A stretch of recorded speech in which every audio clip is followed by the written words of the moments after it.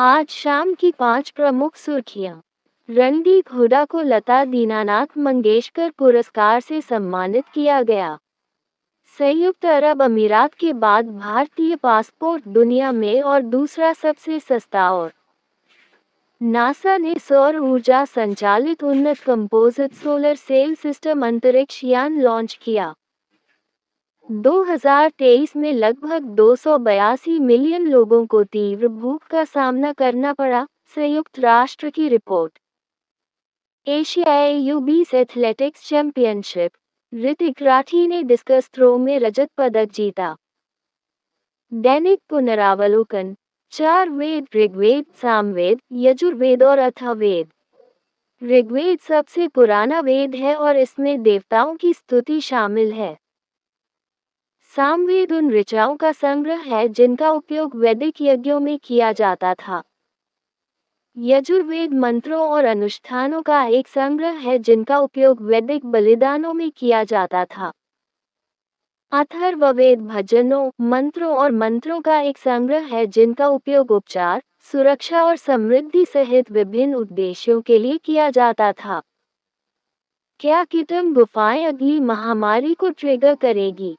Kenya के mount एल्गोन national park में मौजूद किटम गुफाएं दुनिया की सबसे घातक गुफा मानी जाती हैं। वैज्ञानिकों को चिंता है कि यह गुफा अगली महामारी का स्रोत हो सकती है। एबोला और मार्बर्ग दोनों वायरस इसी स्थान से उत्पन्न हुए थे। मार्बर्ग वायरस महामारी ने चिंताओं को बढ़ा दिया है। उन्होंने इसे और क्वोट महामारी प्रवण और क्वोट के रूप में वर्गीकृत किया है। आज मशहूर प्लेबैक सिंगर अरिजीत सिंह का जन्मदिन है। उन्होंने कई भारतीय भाषाओं में गाने रिकॉर्ड किए हैं, जिनमें मुख्य रूप से हिंदी और बंगाली शामिल हैं। अरिजीत सिंह को आशिकी 2, 2013 के गीत और क्वोट तुम ही हो और क्वोट के लिए सबसे अधिक पुरस्कार और नामांकन प्राप्त हुए हैं। इस गाने के लिए उन्हें 10 नामांकन में से 9 पुरस्कार मिले। उन्हें एक राष्ट्रीय फिल्म पुरस्कार, 7 फिल्मफेयर पुरस्कार, 5 IIFA पुरस्कार, 2 गिल्ड पुरस्कार और 5 गिमा पुरस्कार प्राप्त हुए हैं। Idiom of the day, meaning, offer valuable things to people who do not appreciate them. उन लोगों को बहुमूल्य चीजें देना जो उनकी कद्र नहीं करते। Trick.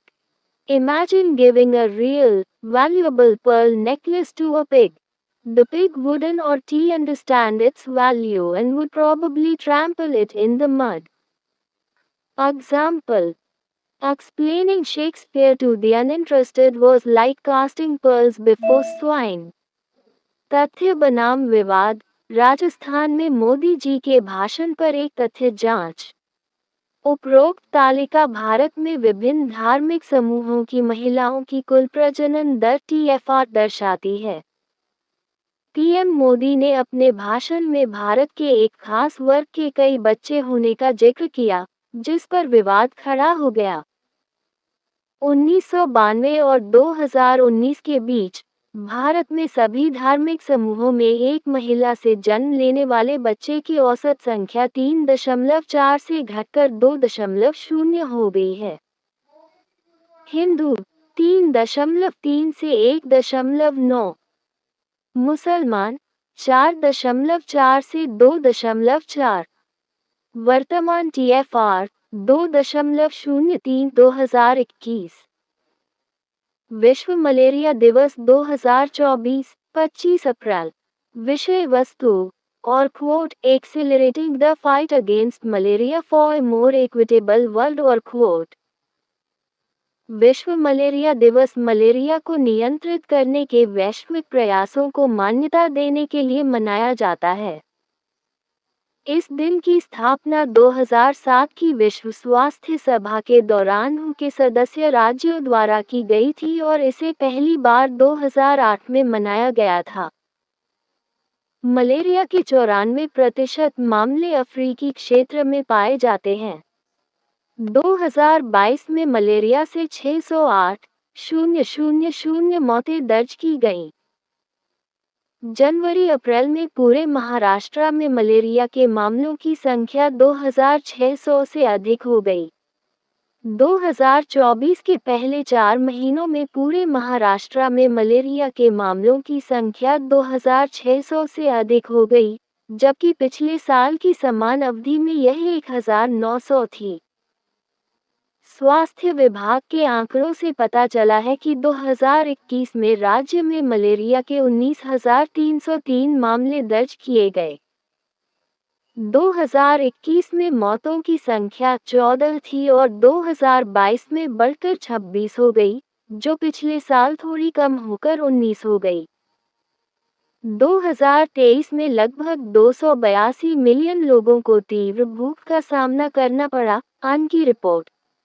2023 तीव्र खाद्य असुरक्षा से पीड़ित लोगों की संख्या में वृद्धि का लगातार 5वां वर्ष था। संयुक्त राष्ट्र एजेंसियों और विकास समूहों ने कहा कि 2023 में दुनिया भर में खाद्य असुरक्षा बदतर हो गई। संघर्षों के कारण लगभग 282 मिलियन लोग गंभीर भूख से पीड़ित हुए, खासकर गाजा और सूडान में। पिछले वर्ष गाजा के 600,000 लोगों सहित लगभग 700,000 लोग भूखमरी के कगार पर थे। अंतर्राष्ट्रीय प्रतिनिधि दिवस 2024, 25 अप्रैल। अंतर्राष्ट्रीय प्रतिनिधि दिवस सैन फ्रांसिस्को सम्मेलन के पहले दिन की वर्षगांठ का प्रतीक है, जिसे अंतर्राष्ट्रीय संगठन पर संयुक्त राष्ट्र सम्मेलन के रूप में भी जाना जाता है। 25 अप्रैल 1945 को 50 देशों के प्रतिनिधि पहली बार सैन फ्रांसिस्को में एक साथ आए। 2023 में भारत का सेवा निर्यात 11.4% बढ़ा, उनक्टाड रिपोर्ट। 2023 में भारत का सेवा निर्यात 11.4% बढ़कर $345 बिलियन हो गया, जिसने चीन को पीछे छोड़ दिया, जो 10.1% गिरकर $381 बिलियन हो गया। विकास चालक, यात्रा, परिवहन, चिकित्सा और आतिथ्य क्षेत्र भारत के सेवा निर्यात में वृद्धि का नेतृत्व कर रहे हैं। उनक्टाड के त्रैमासिक बुलेटिन के अनुसार 2023 में वैश्विक सेवाओं का निर्यात 8.9% बढ़कर $7.9 ट्रिलियन से अधिक हो गया। नासा के 30वें ह्यूमन एक्सप्लोरेशन रोवर चैलेंज में 2 भारतीयों ने पुरस्कार जीता। भारत ने नासा के 30वें human exploration rover challenge (HERC) में महत्वपूर्ण मान्यता हासिल की है।